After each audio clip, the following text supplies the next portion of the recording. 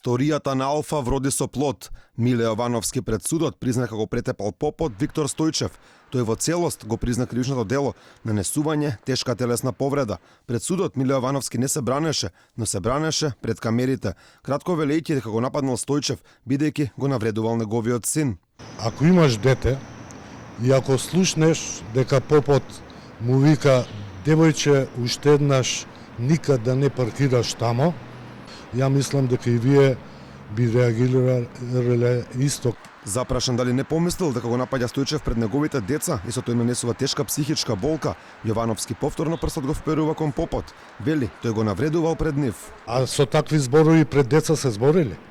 Виктор Стојчев е задоволен од признанието на Јовановски, но сепак за повредите ќе бара оштета пред граѓанскиот суд.